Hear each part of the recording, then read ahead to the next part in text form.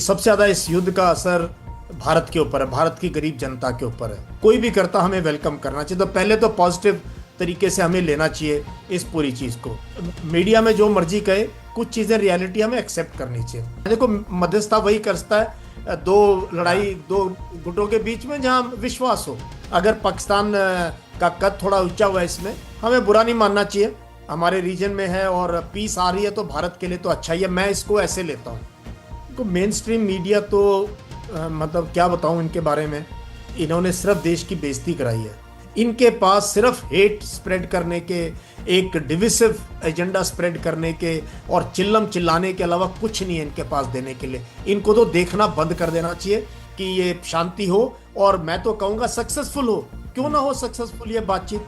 इससे हमारा क्या नुकसान हो रहा है? हमारा फायदा ही फायदा है। इसराइल ने जो कल किया है ना, 300 से ऊपर लोग मारे हैं, जिसमें अधिकतर बच्चे, औरतें हैं।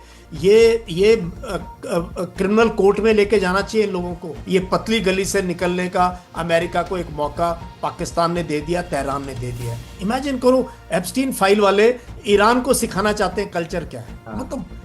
और हम लोग इसको समझ नहीं रहे हैं बात। हमने प्राइम मिनिस्टर का दौरा इसराइल में, सब कह रहे थे मत जाओ मत जाओ। 2 दिन पहले एक बहुत बड़ी गलती थी, हम आउट हो गए इस लड़ाई से। हमारे पास आए थे उनके बच्चे, यहाँ परेड करके गए, वो मरे, हमने कुछ नहीं कहा। इस युद्ध में तो क्लियरली हम नजर आए हैं यूएस और इसराइल के पाले में, और उन दोनों की नाक जो है जमीन पे रगड़ दी गई है ईरान में, बहुत बुरी तरीके से। हमको अपने मुंह की खानी पड़ेगी हर चीज पे। हमें थोड़े 1-2 यू टर्न लेने चाहिए अभी, और ये ज्यादा छाती पीटना, जिंगोइज्म, रेटोरिक को कम करें। ईरान और अमेरिका के बीच अब शांति वार्ता बातचीत शुरू हो रही है और बातचीत होगी इस्लामाबाद में। पाकिस्तान ने जो युद्ध से संबंधित देश हैं उनके पत्रकारों के लिए फ्री वीजा का भी ऐलान कर दिया है। जाहिर है वो चाहता है कि पाकिस्तान का जो डिप्लोमेटिक दबाव बना है और जिस तरीके से उसकी छवि बनी है वो दुनिया भर में एक संदेश भी जाए।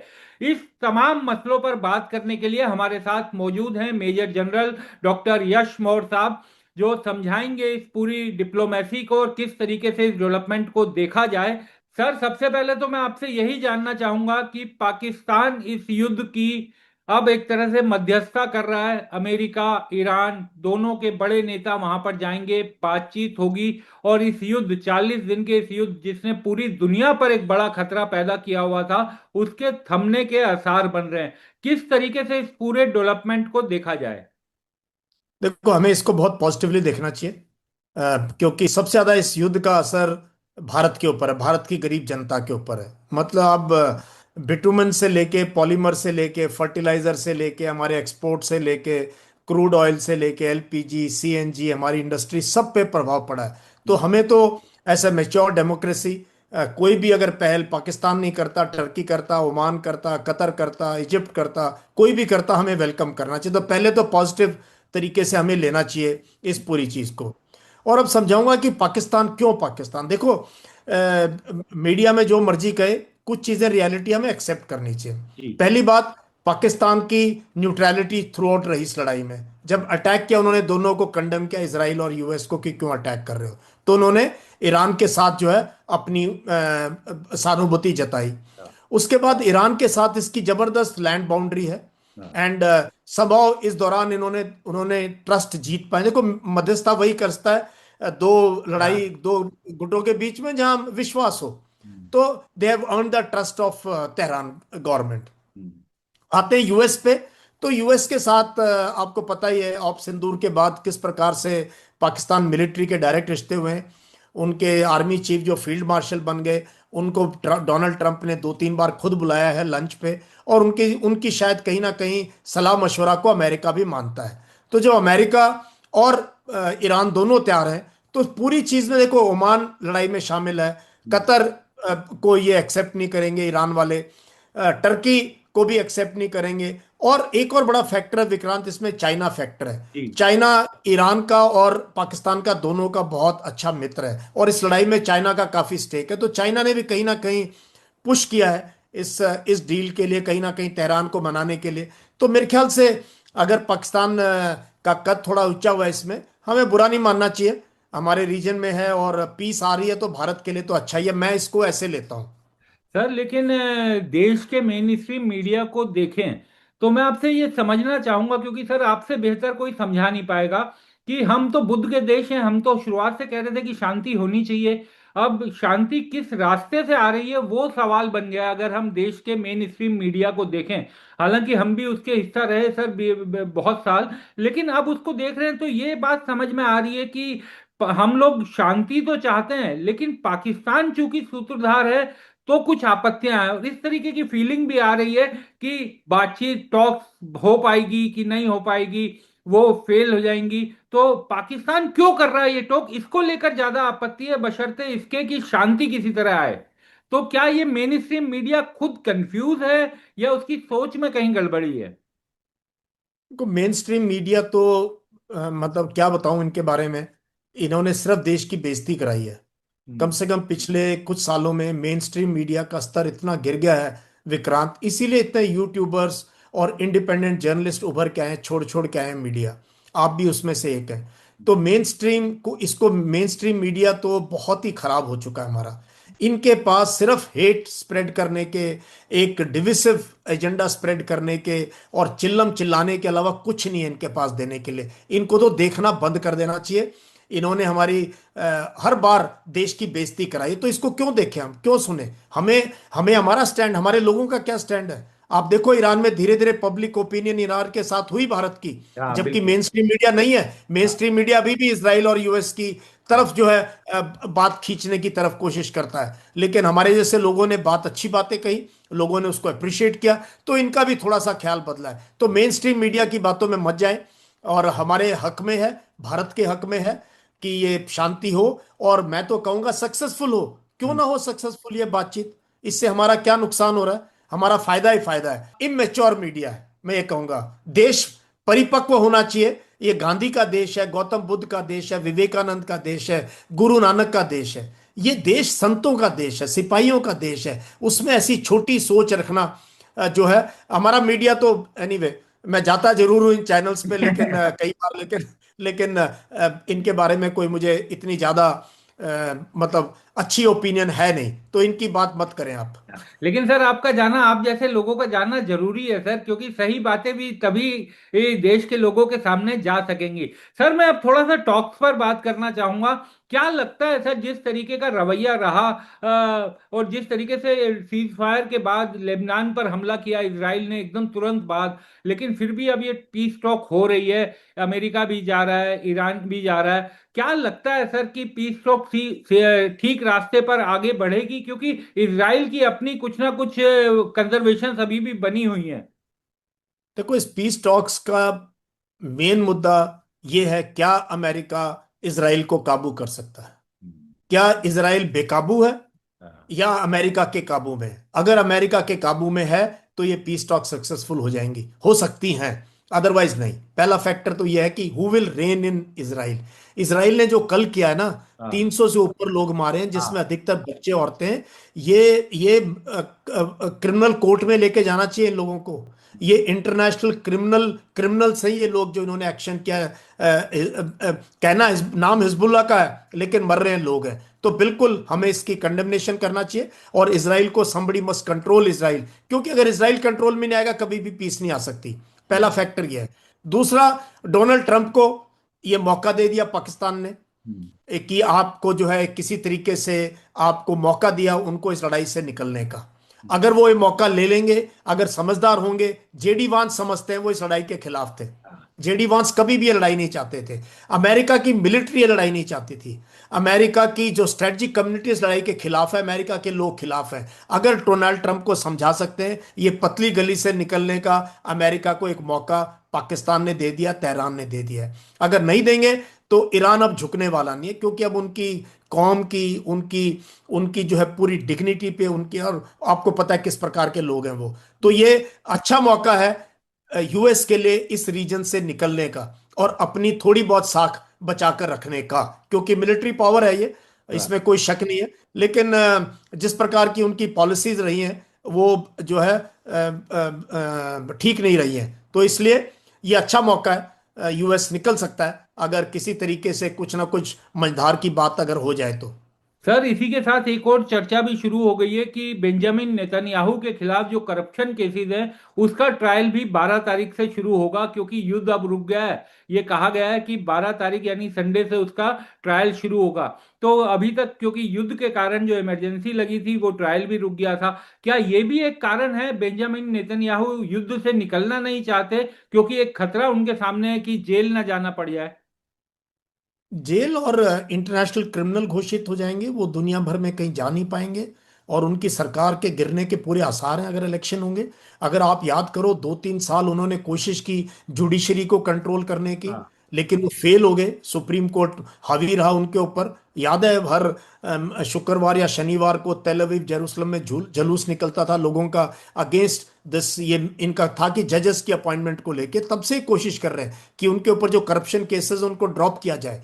और वो इसीलिए लगातार लड़ाई में चाहते हैं कि देश में इमरजेंसी और ये को खुमार रहे, लोगों में गुस्सा रहे, जोश रहे, और उनको बहकाया जाए। तो आई थिंक फाइनली देखो, डेस्टिनी, वक्त बहुत बलवान होता है विक्रांत। और बिल्कुल। उससे ज्यादा हिंदुस्तानी तो हम तो मानते हैं इस चीज को, वक्त को। इनका सबका वक्त आएगा। और इनका हश्र जो है, जो उन्होंने जिस प्रकार से काम किए हैं, ये अभी ये डिसाइड होगा। बट इसराइल के लोग भी समझ रहे हैं। हम्म। इसराइल के लोग भी कितना लड़ेंगे, कितने दिन बंकरों में रहेंगे? Unnecessary war, totally unnecessary war. ये जो खास तौर पे अब की बार जो किया है हाँ। ईरान के ऊपर 28 फरवरी को और हिजबुल्लाह पे, आई थिंक इसमें कोई जरूरत ही नहीं थी। कोई कोई कॉज ही नहीं मिल रहा इस हाँ लड़ाई का। बिल्कुल। सबसे बड़ी बात वही कि कोई कारण कि किस चीज के लिए युद्ध किया जा रहा है, वैसा कोई कारण ही नहीं नजर आ रहा कि जिसके लिए आप दोनों ईरान पर हमला करने के लिए तैयार हो गए।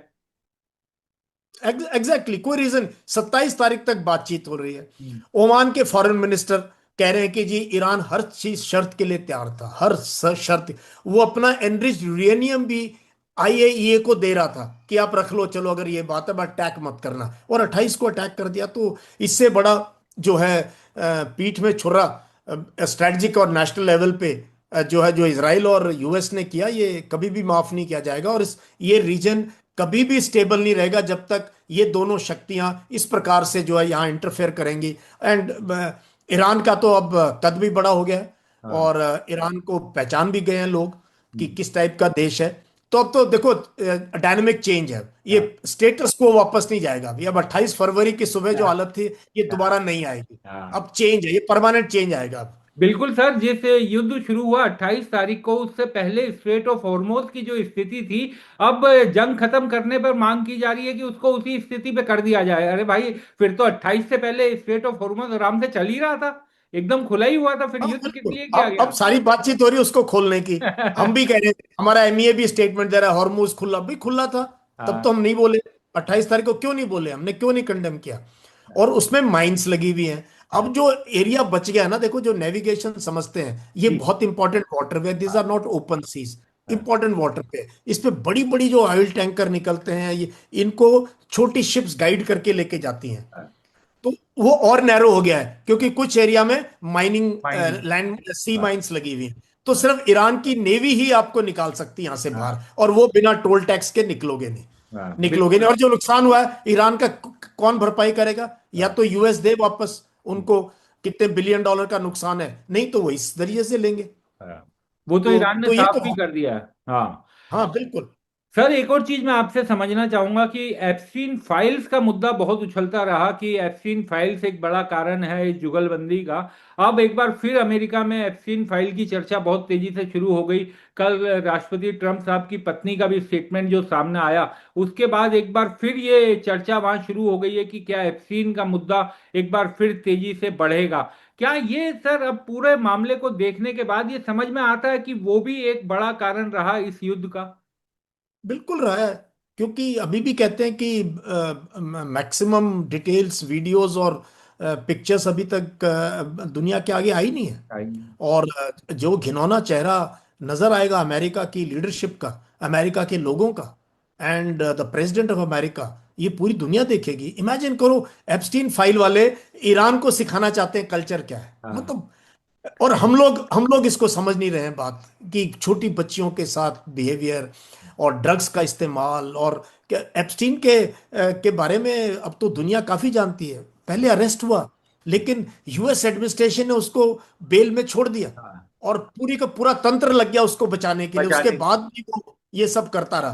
तो एप्स्टीन फाइल का एब्सोल्युटली इसका कहीं ना कहीं वो है, वो भी चाहते हैं लड़ता रहे तो दुनिया की निगाहें वहां पर रहे। बट देखो वक्त बहुत बलवान है, और ये अमेरिका डेमोक्रेसी, अमेरिका की कुछ चीजें बहुत जबरदस्त हैं। हाँ, वहां झूठ ज्यादा दिन छिपती नहीं है, बिल्कुल। वो आएगी बाहर। उनके अपने ऑफिसर आएंगे, वीडियो बनाएंगे, बुक्स लिखेंगे, और उनकी उनकी उनकी जुडिशियल सिस्टम, हाँ, उनका एक वो सिस्टम ऐसा बना हुआ है अमेरिका में कि हाँ, वहाँ वहाँ जो है ज्यादा दिन आपकी इस टाइप ट्रम्प जैसी जो हरकतें हैं ज्यादा दिन चलेंगी नहीं। फाइनली द पब्लिक इज वो आएगा सच बाहर, तो एप्स्टीन का भी सच आएगा बाहर। हाँ। सर, जाते जाते मैं आपसे ये समझना चाहूंगा कि भारत के लिए सर अब कैसी सिचुएशन, अगर हम ज्योग्राफिकली देखें, पाकिस्तान का कद बढ़ता हुआ दिखाई दे रहा है सर। चाइना जो है वो पाकिस्तान के साथ दिखाई दे रहा है इस टॉक्स में। पाकिस्तान, चाइना ने डायरेक्शन भी दिया किस तरीके से आप सब काम कीजिए। बांग्लादेश हमारे साथ नहीं है।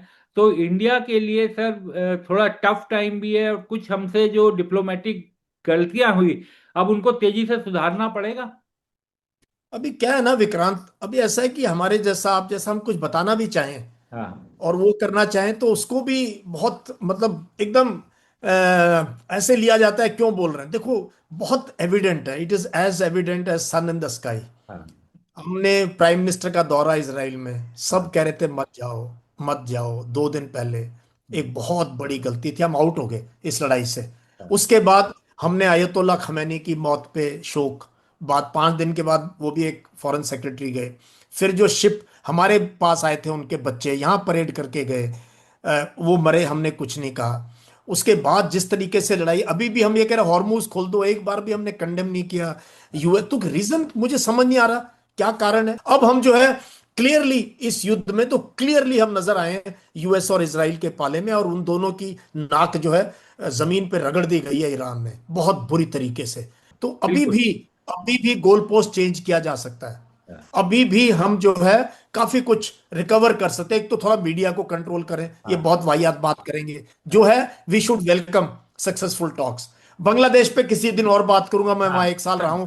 हमको जी, अपने मुंह की खानी पड़ेगी हर चीज पे। हमने वो जो मुस्तफिजुर रहमान उस खिलाड़ी को केकेआर आईपीएल में ले लिया, और हाँ, क्या यहाँ पर हमने नफरत फैलाई कि बिल्कुल। बीसीसीआई ने उसको टीम से निकालने का ऑर्डर दिया। हम्म, अब खेलेंगे, आप मान देखना मेरे, हम वहां जाके खेलेंगे, हाथ भी मिलाएंगे। हम्म, गलतियां हुई हैं हमारी, और ज्यादा हुई हैं ये मीडिया और हमारा जो ये कि एक माहौल है ये डोमेस्टिक पॉलिटिक्स का, हाँ, उसकी काली छाया कभी भी इंटरनेशनल पे नहीं पड़नी चाहिए। ये एक बिल्कुल। ये एक ट्रेंड जो है ये ठीक नहीं है। और हम तो बोल ही सकते हैं एज ए हाँ, वेटरन, एज रिटायर्ड, जिन्होंने दुनिया देखी है, घूमे फिरे हैं, इन देशों में जाके नौकरी करी है, यूनाइटेड नेशंस में इन इनके साथ काम किया है। तो हाँ, आई आई विश कि हमें थोड़े 1-2 यू टर्न लेने चाहिए अभी। हाँ, और ये ज्यादा छाती पीटना, जिंगोइज्म, रेटोरिक को कम करें, हाँ, इनवर्ड लुकिंग बने, अपने एरिया को संभालें। हमारी पॉलिसी है नेबरहुड फर्स्ट, बट हाँ, क्या हो रहा है नेबरहुड फर्स्ट में। नेपाल, अभी नेपाल की किसी और दिन बात करेंगे, जो हाँ, नई कैबिनेट आई है नेपाल में। हाँ, सो नेपाल है, भूटान है, बांग्लादेश है, मालदीव्स है, श्रीलंका है, म्यांमार है, तेहरान के साथ और बाकी देशों के साथ भी। I am sure we have learned our lessons. Sir बहुत से लोग ये भी उम्मीद करने लगे हैं कि अब चूंकि अमेरिका की वो एक तरह से सब क्लियर हो गया किस तरीके से ईरान ने अमेरिका को नुकसान पहुंचाया, और इस युद्ध में अगर कुछ खोया तो वो अमेरिका नहीं खोया, अपनी ताकत, अपनी पहचान। तो अब अमेरिका के लिए भी अब जो वो दुनिया का थानेदार बनने की कोशिश करता था उस सोच में कुछ कमी आएगी। तो भारत को भी अब नई ताकत के साथ, नए जज्बे के साथ अपने हितों के लिए अमेरिका से अब कड़ी जुबान में बात करनी चाहिए। ऐसा भी बहुत लोग अब उम्मीदें करने लगे कड़ी हैं। जुबान की जरूरत नहीं है, हाँ, कोई कड़ी जुबान की जरूरत नहीं है। हमें सिर्फ चुप रहना बंद करना चाहिए और स्टैंड लेना चाहिए इंपॉर्टेंट इश्यूज पे। और मैं बार बार कह रहा हूं विक्रांत, पहले अपना रीजन है, और हाँ, ये तो हम हिंदुस्तान से ज्यादा कौन समझता है। पहले अपना गली मोहल्ला, हाँ, अपना पाना, अपना गांव, अपनी तहसील, अपना जिला, अपना प्रांत, अपना देश, हाँ, और उसके आसपास कौन है जो कंट्रीज हम पे डिपेंडेंट है। तो हमें यहाँ नेट सिक्योरिटी प्रोवाइडर होना चाहिए और अपनी कैपेबिलिटीज पे काम करना चाहिए। कैपेबिलिटीज पे जिसपे आत्मनिर्भरता है, मेक इन इंडिया है, ये स्लोगन नहीं रहने चाहिए। अभी भी हम बिल्कुल। इतना हथियार बाहर से ले रहे हैं, तो हमें, मैं कहता हूं 20 साल अपनी ही बात सोचें, कैसे देश का उत्थान करें, गरीबी से ऊपर उठाएं, हिंदू मुस्लिम ये ना करें, मीडिया को भी फोन करके बोल दें यार अभी 1-2 साल रहने दो, बहुत ज्यादा हो गया ये, है ना। तो हाँ, तब जाके ये रिपेयर होगा, टाइज रिपेयर होंगी। अब हमें ये भी सोचना चाहिए कि ईरान जैसा देश जो भारत से आधा देश है, इतने सालों से इतनी सैंक्शन झेल रहा है, यानी सबसे रिश्ते कटे हुए थे, लेकिन उसने दुनिया के सबसे मजबूत देश को अपनी शर्तों पर झुकने को मजबूर कर दिया, और वो केवल और केवल अपनी मजबूत इच्छा शक्ति से।